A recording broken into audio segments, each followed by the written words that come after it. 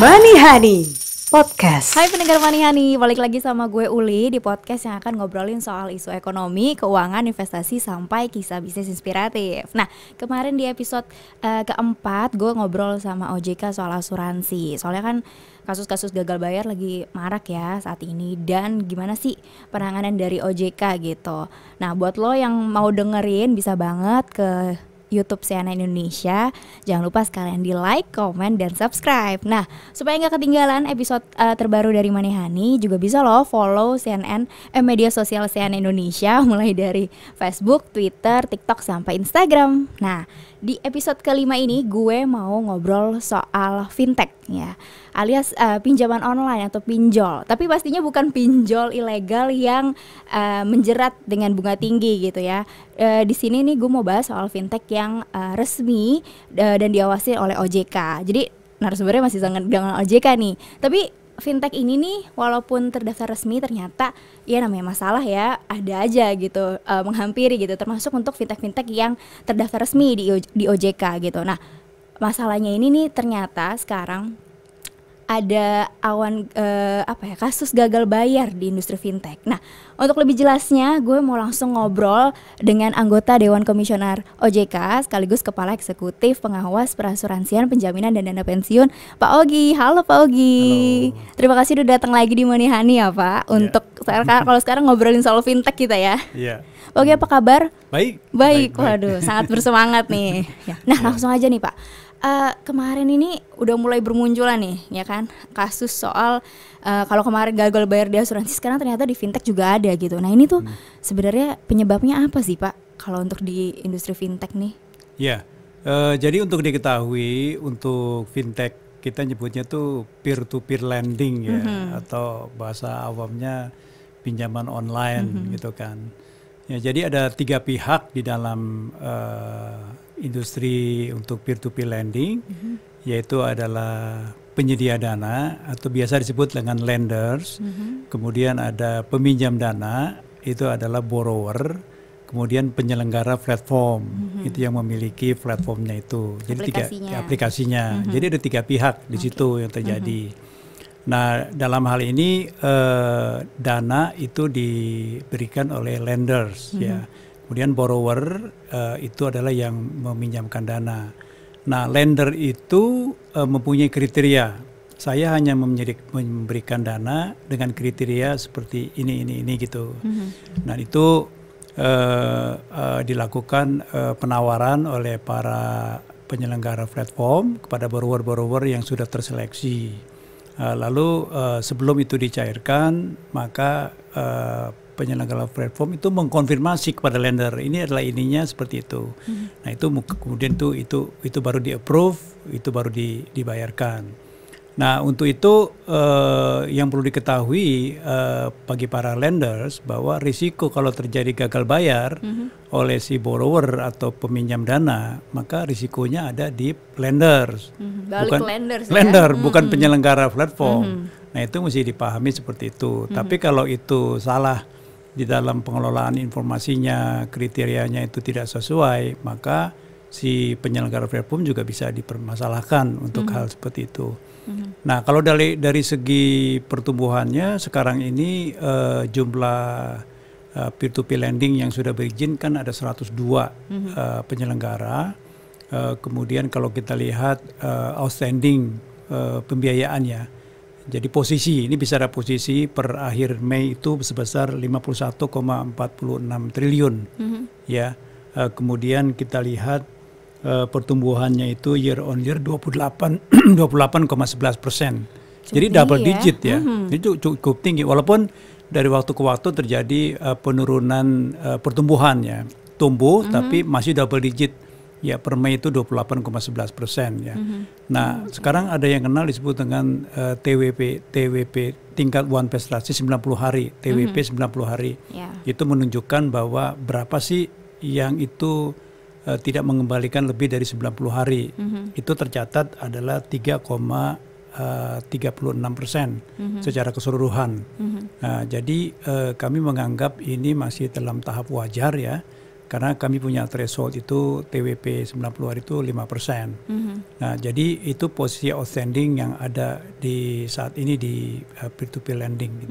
Tapi mayoritas tuh masalahnya gagal bayar ini karena pengembalian dari borrower, atau ada juga yang karena manajemen dari si penyelenggara, Pak? Lebih banyak sih dari borrower ya. Borrowernya tidak bisa mengembalikan ya pinjaman yang diberikan gitu, seperti itu. Oke. Nah, sekarang nih emang sebenarnya tuh ada berapa perusahaan sih, Pak, yang terlilit oleh kasus gagal bayar ini dan udah ada di pemantauannya di OJK gitu, Pak? Levelnya juga apa udah cukup parah atau sebenarnya masih ringan, atau tadi kan Bapak bilang walaupun TWP-nya naik tapi sebenarnya masih cukup wajar gitu ya. Nah, ini levelnya juga seperti apa sih, Pak? Ya, jadi kita mengidentifikasi dari 102 peer-to-peer lending yang berizin. Memang tadi rata-rata saya sampaikan 3,36% ya TWP 90 harinya ya. Tapi ada beberapa perusahaan yang juga di atas itu. Nah, itu yang kita harus mendapatkan perhatian ya terhadap perusahaan-perusahaan yang TWP-nya itu sudah cukup tinggi ya. Itu kita supervisory action itu terus kita lakukan kepada mereka untuk bagaimana penyelesaian terhadap tingkat TWP 90 hari yang cukup besar. Ya, itu baik perbaikan proses dan sebagainya.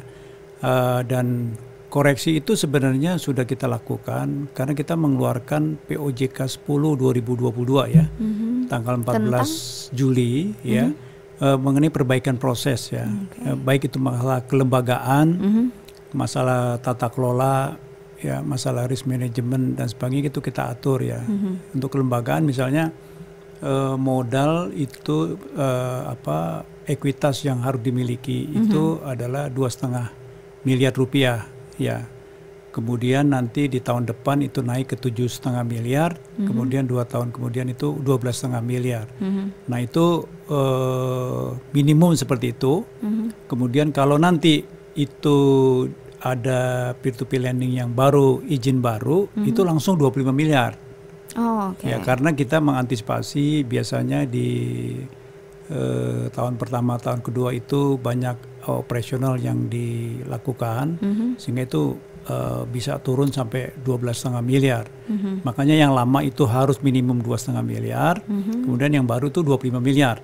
Gitu. Itu aturan dari segi kelembagaan, dari segi permodalan, dari segi risk management, dari tata kelola, dari segi sistem yang dia miliki, itu juga banyak sekali perubahan-perubahan yang dilakukan. Nah, oleh karena itu kita sedang melakukan review terhadap existing 102 perusahaan itu, sejauh mana dia menjalankan ketentuan yang diatur dalam POJK 10 2022 ya.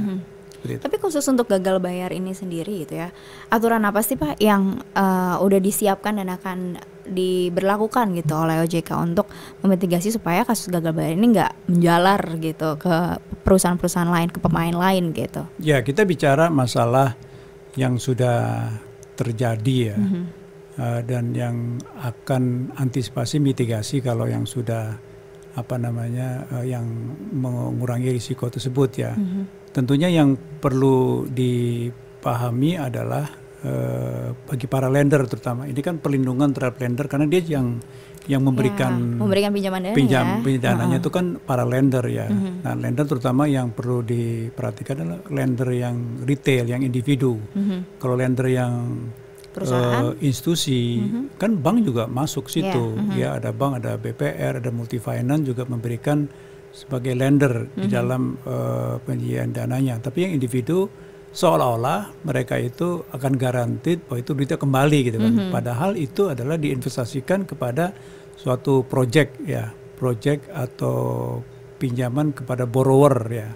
Nah, ini borrower juga kelompoknya itu ada yang konsumtif, ada yang ada produktif ya, terutama oleh UMKM. Kita kan juga Indonesia sedang mendorong UMKM yang dia tidak bisa unbankable, dia belum bisa masuk kepada bank ya, kemudian dia bisa pinjam kepada peer-to-peer lending ya. Nah, itu harus terjaga dengan baik ya. Jadi itu yang mesti dikomunikasikan, diedukasi dengan baik ya. seperti itu. Oke. Tapi sekarang nih kasus gagal bayar di fintech tuh sebenarnya udah level berat belum sih Pak kalau di ranah di pemantauan OJK seperti itu? Jadi kalau saya lihat sih ini hanya beberapa peer-to-peer lending saja ya. Ya karena banyak juga yang bagus tadi yang dicerminkan secara agregat masih tumbuh double digit ya? Masih double digit ya. Kemudian TWB 90 harinya masih di level 3,63% ya. Jadi hanya 1-2 yang perlu kita perhatian dan kita memanggil perusahaan-perusahaan tersebut ya untuk bisa menyelesaikan permasalahan yang dihadapi ya, terutama kalau itu menyangkut masalah terjadi di penyelenggara daripada platform tersebut ya. Kemudian juga kita berkomunikasi dengan para lender. Ini bagian yang penting yang ke depan mungkin perlu mendapat perhatian bahwa lender itu adalah yang menanggung risiko terhadap kegagalan tadi pembiayaan itu sedikit itu gitu. Oke. Nah, Pak Ogi, sekarang nih karena tadi Pak Ogi udah nyinggung soal peraturan baru gitu ya, soal batas modal gitu ya. Ini nih kan peraturannya udah berlaku ya Pak ya, udah efektif nih. Sekarang realisasinya seperti apa Pak? Udah banyak belum sih perusahaan yang udah memenuhi, udah semuanya kah? Atau ternyata masih ada yang belum memenuhi batas modal tersebut? Ya, tadi saya sampaikan aspek yang diatur di dalam POJK 10 2022 itu aspek kelembagaan, aspek tata kelola, aspek kegiatan usaha, ya itu kira-kira seperti itu. Nah, yang kelembagaan itu terkait dengan kewajiban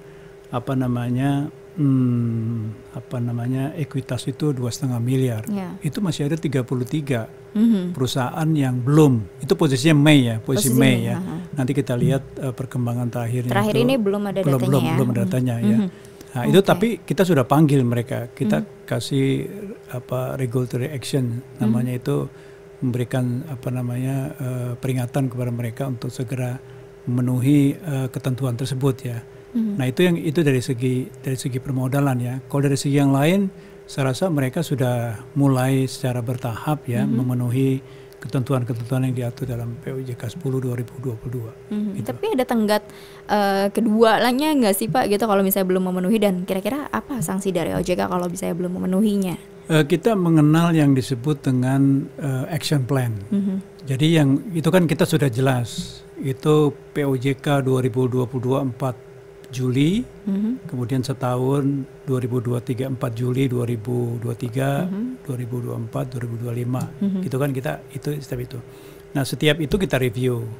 Mana yang belum memenuhi dari permodalan kan bertahap tadi 2,5, 7,5, 12,5. Ya, kalau belum memenuhi kita bikin dong ininya.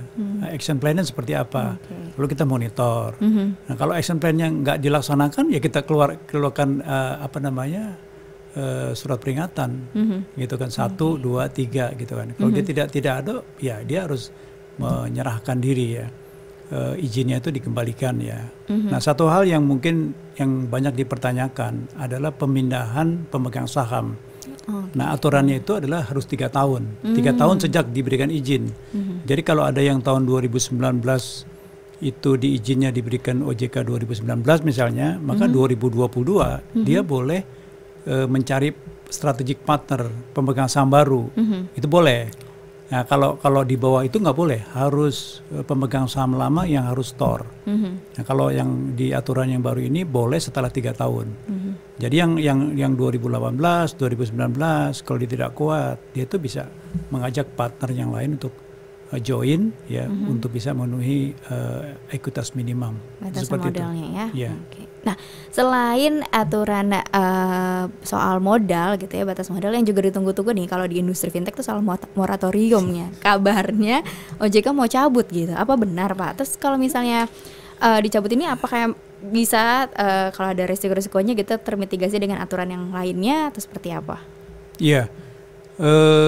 OJK secara komprehensif ya memperhatikan penyelenggara peer-to-peer lending yang ada sekarang, termasuk yang ilegal. Oh iya. Ya, karena sekarang ada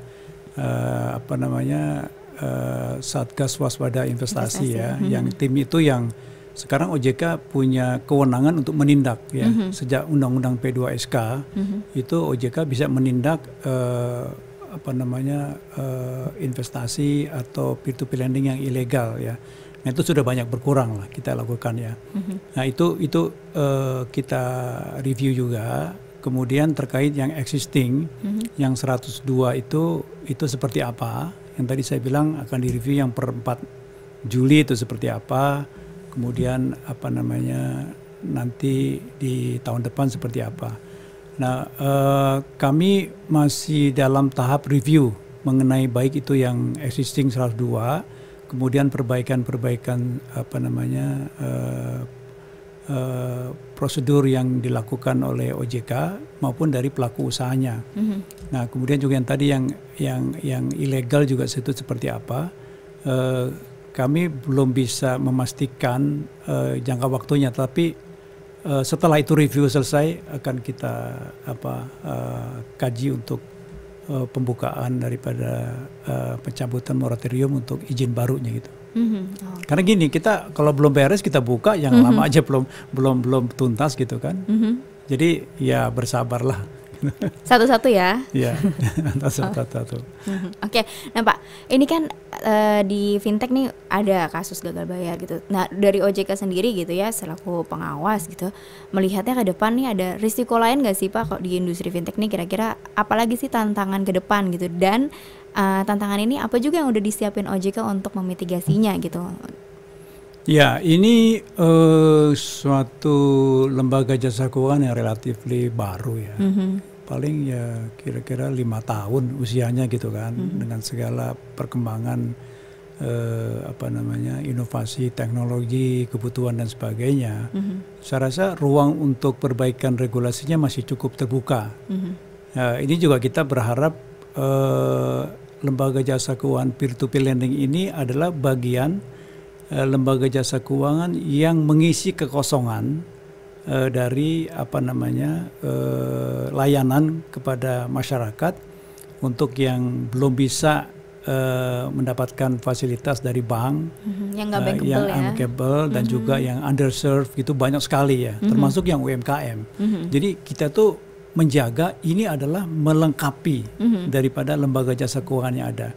Nah tentunya perbaikan-perbaikan itu harus dilakukan ya. Kemudian edukasi terhadap tadi lender, pada penyelenggara maupun borrower ya. Jangan sampai ini kalau kita nggak kuat struktur infrastrukturnya, jangan-jangan LJK ini ditinggalkan gitu. Ya, baik risikonya tinggi, kemudian juga tidak menguntungkan. Jadi kan ada tiga sisi ya. Pertama adalah pelaku usaha itu mendapatkan insentif untuk melakukan usaha ini. Satu. Yang kedua, apakah perlindungan konsumennya itu bisa dilakukan. Nah, konsumen dalam hal ini adalah si lendernya. Lendernya yang retail, yang individu. Itu bahwa saya memberikan pinjaman itu, uang saya itu aman, gitu kan. Nah, kemudian yang ketiga, ini meng-create suatu pertumbuhan ekonomi secara keseluruhan. Jadi ketiga aspek itu harus bersamaan, nggak bisa satu-satu. Nah, kita dari sebagai regulator itu membuat rambu-rambu perbaikan-perbaikan yang bisa melindungi para pelaku dari lendernya, dari borrowernya, dari penyelenggara platform tersebut. Ini terus terang banyak yang akan kita perbaiki ya ke depannya, menyangkut masalah bisnis proses daripada peer-to-peer lending ya. Mungkin contohnya sekarang lah yang saya kasih sampaikan. Sekarang itu kan ada upaya untuk adanya asuransi terhadap pembiayaan, walaupun asuransinya masih dalam kategori itu belum fully cover ya, tapi itu arahnya sudah lebih baik ya. Nanti kita atur lebih lanjut asuransinya itu berapa persen yang dapat bisa di cover, dan mana yang tanggung jawab daripada lender ikut terlibat, kemudian dari penyelenggara platform, kemudian dari borrower. Itu salah satu yang kita perbaiki.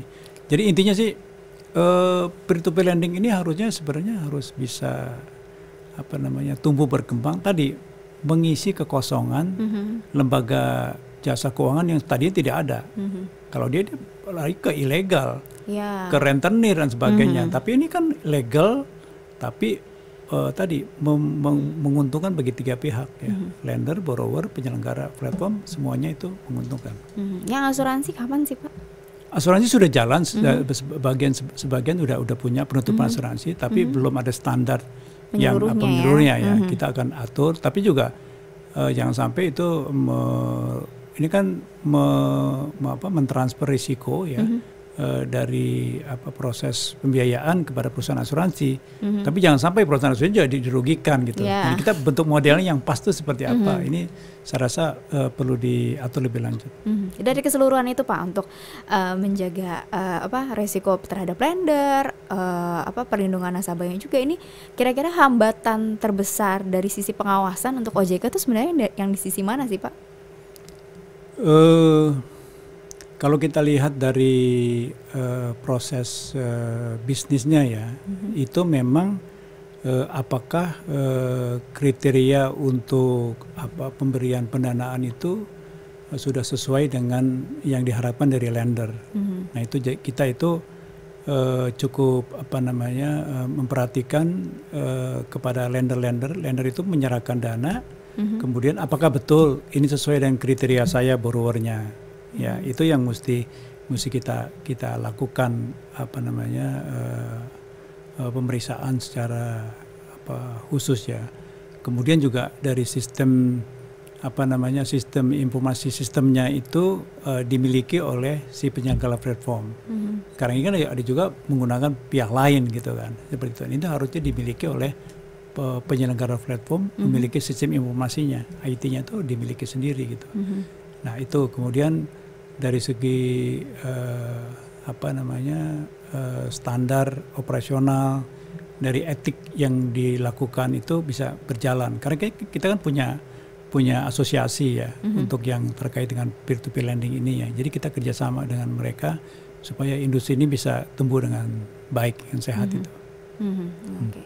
Nah, ada nggak sih Pak tips dari Pak Ogi nih untuk orang-orang yang mungkin mau gitu untuk pinjam di fintech tapi khawatir juga atau bahkan menjadi lender juga nih di fintech, kalau dengan sekarang maraknya kasus gagal bayar gitu, tadinya mau menginvestasikan dengan cara menjadi lender di fintech gitu, tapi khawatir juga nih dengan kasus gagal bayar ini, kira-kira gimana sih Pak bijaknya gitu ya?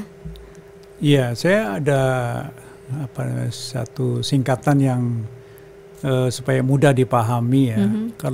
Kalau bisnis di peer-to-peer lending itu bagaimana sih mencari yang peer-to-peer lending yang tepat tuh. Saya menyebutnya itu channel ya. Apa tuh channel tuh? Channel itu cepat, kemudian aman, nyaman, kemudian efisien dan legal. Ya, Nah, jadi itu harus jadi satu kesatuan. Jadi itu yang memang ini kan cepat, prosesnya cepat, hanya ininya, tapi juga harus aman. Serba online ya. Ya dalam ketika waktu, nyaman tuh ya di mana aja saya bisa lakukan itu gitu kan. Nah, sebenarnya lebih efisien. Jadi kalau borrower itu sensitivitas terhadap tingkat bunga nggak terlalu sensitif. Oh ya, di fintech ya? Fintech itu dia cuma minjamnya cuma seminggu, cuma siapa itu. Yang penting saya butuh uang sekarang. Cepat. Ya cepat, gitu kan, aman, nyaman, efisien dan legal. Nah, untuk mencari mana yang legal, kita udah di website kita udah nyebutkan ini yang legal ini loh. Terdaftar resmi ya? Terdaftar resmi ya itu kan. Okay. Nah, jadi mesti lihat itu juga. Jadi sebelum memutuskan, seenggaknya nengok dulu situsnya OJK dulu ya untuk lihat nih cocoknya di mana nih ya. Gitu. Oke. Nah, terakhir nih Pak Ogi, sekarang nih sejak adanya fintech gitu ya. Tadi kan sebenarnya harapannya fintech itu kan untuk mengisi kekosongan gitu ya, mengisi yang belum terjangkau oleh bank gitu ya. Ya harapannya juga apalagi ke UMKM gitu ya, karena UMKM kan pasti untuk digunakan untuk produktif gitu. Tapi kita nggak menutup mata nih, ternyata fintech nih jadi sumber untuk pinjaman yang konsumtif gitu, khususnya mungkin kalau dari OJK udah mulai mengamati gitu ya, khususnya dari generasi milenial dan Gen Z nih kayaknya suka nih untuk pinjam di fintech. Mungkin tadi kata Bapak ya karena cepat segala macam itu ya. Tapi jadinya mereka mudah gitu untuk berutang di fintech. Yang nggak menutup kemungkinan juga gitu untuk kegiatan-kegiatan yang konsumtif. Nah, saran dari Pak Ogi nih gimana sih melihat ini nih, kalau ya di satu sisi kita butuh fintech untuk menutup, tapi kok ternyata ada juga nih yang menumbuhkan pinjaman konsumtif gitu di generasi milenial. Ya, mungkin saya jawab yang ini dulu ya. Yang concern kita tuh ke borrower yang produktif ya, karena itu menjadi bagian program daripada pemerintah ya. Yang UMKM ya. Ya, UMKM. Jadi kalau kita lihat dari data ya 1 tahun terakhir itu pendanaan kepada UMKM itu terus meningkat ya. Tahun 2022 itu masih 35%, 35,12%. Itu ke UMKM ya. Dari total outstanding Dari total outstanding ya? itu 35,39%. Kemudian per Mei 2023 udah 38,39%. Nah, ini bagus sekali. Karena begitu dia itu track record dari UMKM itu bagus, itu datanya itu bisa dibeli oleh bank atau multifinance, saya yang biayai aja. Nah, itu dia naik kelas, bisa naik kelas. Tadinya underserved, dia tidak unbankable di perbankan. Ketika dia minjam di peer-to-peer lending dan recordnya bagus, itu dia bisa naik kelas dari bank, dapat bunga yang lebih rendah dan sebagainya. Karena jadi punya profil kreditnya. Betul, ya? itu. Jadi dia punya history kredit worthiness-nya itu naik gitu, kelasnya dia tuh bisa seperti itu. Nah, konsumtif karena itu tadi kan 28,11% ya, growth-nya year on year, itu memang yang konsumtif juga naik. Tapi kalau mau pinjam itu ya sebatas daripada budget kemampuan dia. Ya jangan dia tuh dia punya misalnya pendapatannya 100% gitu kan, dia 50% dia itu dari pendapatan dia tuh untuk nyicil itu dan sebagainya, itu nyicilnya ke beberapa tempat gitu kan, atau dia tutup lubang gali lubang pinjam itu, jangan seperti itu. Ini attitude-nya jangan mesti ini. Tapi kalau itu dilakukan secara benar, dia sesuai dengan budgetnya, dia pinjam butuhnya memang mendesak, saya rasa itu suatu opportunity tadi, dia nggak bisa pinjam kemana-mana ya, daripada kepada yang ilegal atau yang tengkulak, ya itu ya bagusnya diberi sini. Jadi edukasi kepada masyarakat yang borrower itu juga mesti kita lakukan terus menerus gitu. Gitu. Dan OJK melakukan itu ya? Melakukan itu, terus, kita kan ada departemen edukasi konsumen, gitu. Oke. Ya soalnya sekarang tuh kan banyak nih, karena milenial nih muda, mungkin butuh proses yang juga cepat dan sangat mudah gitu ya, lari ke fintech gitu, tapi ternyata untuk konsumtif gitu. Nah, tapi ini di satu sisi sebenarnya asal ada edukasi, rasanya ini bisa ya Pak Ogi ya. Betul. Itu. Oke, terima kasih banyak Pak Ogi atas waktunya. Baik, udah bahas soal dari kasus gagal bayar sampai gimana nih tren di industri fintech ini nih sekarang nih. Ya, terima kasih ya Pak Ogi atas waktunya. Terima kasih. Terima kasih juga pendengar Manihani yang udah dengerin episode kali ini gitu. Nah, jadi tadi kalau ada yang tertarik jadi lender ya, walaupun sekarang awan hitamnya nih ya dengan kasus gagal bayar udah mulai menyelimuti gitu, tapi ternyata nggak perlu khawatir gitu, karena ada nih mitigasinya dari OJK, dan OJK terus mantau, dan ternyata kalau edukasinya sampai pasti bisa juga nih untuk pilih-pilih fintech mana sih yang aman untuk diinvestasikan dan tidak gitu. Oke, terima kasih udah dengerin podcast Manihani, dan jangan lupa untuk follow sosial media CNN Indonesia mulai dari Facebook, Twitter, TikTok sampai Instagram. Oke, gue Uli pamit. Dadah. Manihani Podcast.